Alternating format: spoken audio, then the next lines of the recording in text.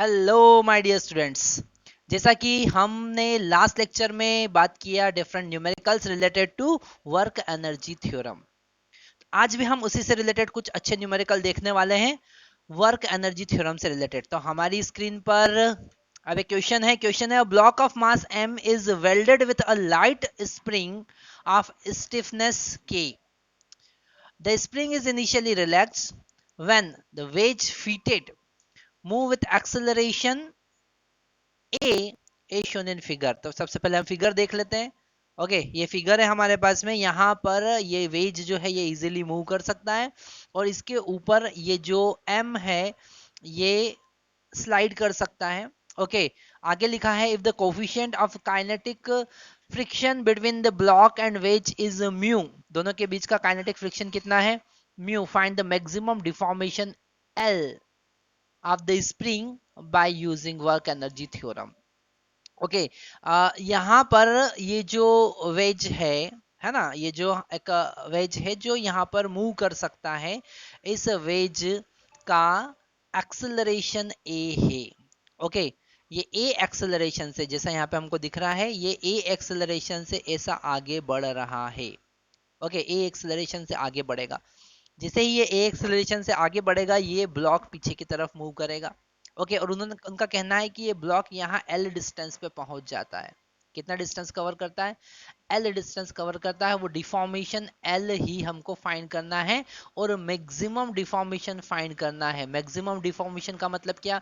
जब ये maximum distance पर पहुंचेगा तो इसका वेलोसिटी जीरो हो जाएगा। इनिशियल वेलोसिटी भी जीरो, फाइनल वेलोसिटी भी zero.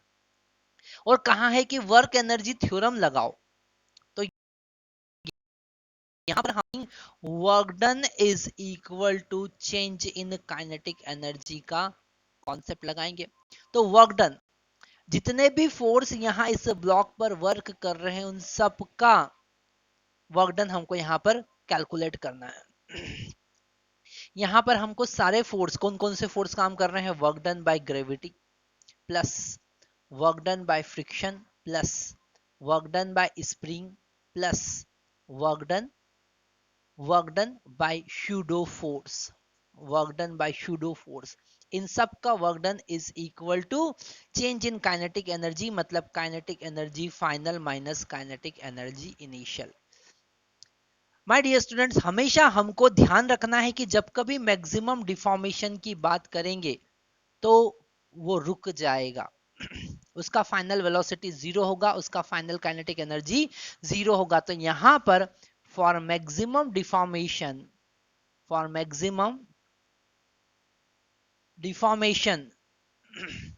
Kinetic energy final is equal to zero होगा और काइनेटिक एनर्जी इनिशियल भी जीरो था। अब यहां पर थोड़ा सा एक कॉन्सेप्ट वापस से आपको ध्यान देना चाहिए कि काइनेटिक एनर्जी फाइनल जीरो क्यों लिया है, क्योंकि जब मैक्सिमम वो स्प्रिंग स्ट्रेच होगी, ओके, एक्सटेंड होगी, तो ये ब्लॉक जाके रुक जाएगा। ओके, तो यहां पर वापिस से हम ये सारे कॉन्सेप्ट लिख लेते हैं। ओके, यहां पर हमने लिखा work done by spring plus work done by friction plus work done by gravity plus work done by pseudo force is equal to zero. Okay, तो हम सारे वर्क डन की बात करेंगे। सबसे पहले वर्क डन बाय स्प्रिंग की बात करेंगे तो वो होगा -1/2 KL²। ओके, माइनस क्यों? क्योंकि स्प्रिंग का वर्क डन हमेशा नेगेटिव होता है। अगर वो रिलैक्स पोजीशन से एक्सटेंड या कंप्रेशन हो रही है तो ये तो ब्लॉक पीछे की तरफ मूव करेगा तो एक्सटेंशन ही होगा, और एक्सटेंशन होगा तो पोटेंशियल एनर्जी नेगेटिव ही, सॉरी, वर्क डन नेगेटिव ही होगा। ओके, अब हम बात करते हैं वर्क डन बाय ग्रेविटी।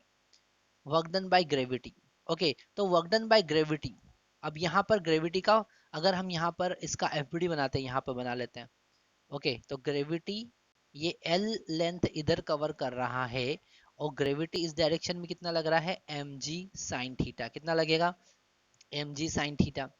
तो यहाँ पर वर्क डन बाय ग्रेविटी होगा -mg sin theta into L. This is the work done by gravity. Okay, अगर हम वर्क डन बाय फ्रिक्शन की बात करें, तो यहाँ पर फ्रिक्शन फोर्स कितना होगा? फ्रिक्शन फोर्स होगा, अब फ्रिक्शन फोर्स अगर ये पीछे की तरफ मूव कर रहा है तो फ्रिक्शन फोर्स यहाँ पर आगे की तरफ लगेगा। फ्रिक्शन फोर्स कैसे लगेगा? आगे की तरफ लगेगा।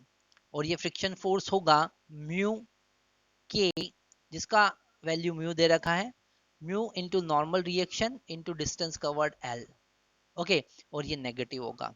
नेगेटिव क्यों होगा? क्योंकि जिस डायरेक्शन में डिस्प्लेसमेंट हो रहा है उसके अपोजिट डायरेक्शन में फ्रिक्शन फोर्स लग रहा है। तो हम लिखेंगे माइनस म्यू, नॉर्मल रिएक्शन कितना होगा? नॉर्मल रिएक्शन क्या कितना होगा? उसके लिए हमको यहाँ पर इसका एफबीडी और अच्छे से समझना पड़ेगा। Okay, just a minute. यहाँ पर ये ऊपर की तरफ नॉर्मल रिएक्शन लग रहा है n, है ना, और ये ब्लॉक अगर इधर आगे की तरफ मूव कर रहा है तो इस पे पीछे की तरफ स्यूडो फोर्स लगेगा ma। ओके, और यहाँ पर लगेगा mg cos थीटा। इस ma का एक कंपोनेंट हमारे पास में मिलेगा, वो कितना मिलेगा? ma का component that is plus ma sign theta. Okay, ma का इस नॉर्मल डायरेक्शन में कंपोनेंट कितना होगा? ma sine theta. तो नॉर्मल रिएक्शन यहाँ पर कितना हो जाएगा? नॉर्मल रिएक्शन हो जाएगा mg cos theta plus ma sine theta into displacement कितना है? L। This is the work done by friction. Okay, अगर हम बात करें, अब हमारे पास में बता है work done bye pseudo force, last वाला। 4 फोर्स लग रहे थे, पहला, दूसरा, तीसरा और work done bye pseudo force. तो अगर हम work done bye pseudo force की बात करें, अगर हम work done bye pseudo force की बात करें तो स्यूडो फोर्स डायरेक्शन में स्यूडो फोर्स का कंपोनेंट कितना है वो देख लेते हैं। और वो कंपोनेंट यहाँ पर हमको दिख रहा है ma cos थीटा। कितना दिख रहा है? ma cos theta. ओके, तो स्यूडो फोर्स है ma cos थीटा और उसका डिस्प्लेसमेंट L।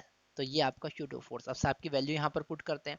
सबसे पहले स्प्रिंग का force work done that is equal to minus k L square plus gravity का तो minus m g L sine theta, फिर फ्रिक्शन का that is minus mu m g into L in the bracket sine theta plus, यहाँ पर थोड़ा सा हमको सही करना पड़ेगा, m तो हमने कॉमन ले लिया, g cos theta plus a sine theta. Okay, into l। तो 1 2 3 और चौथा हो गया plus m a l cos theta is equal to 0। तो एक l तो पूरा कैंसिल हो रहा है, यहाँ पर दिख ही रहा है एक l पूरा कैंसिल हो रहा है, और एक l हमको निकालना है। तो इस वाले टर्म को हम उस साइड लेके जाएंगे तो हमको मिलेगा 1/2 k इंटू एल, और ये टर्म पॉजिटिव है that is m a cos theta, बाकी ये वाला टर्म नेगेटिव है minus m g sine theta. Okay, ये वाला टर्म भी पूरा नेगेटिव है, mu m in the bracket g cos theta plus a sine theta.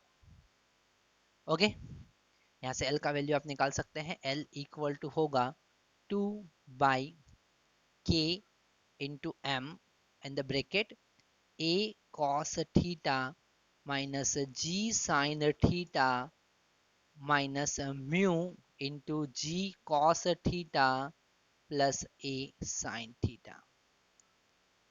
Okay, तो ये हो गया हमारा आंसर।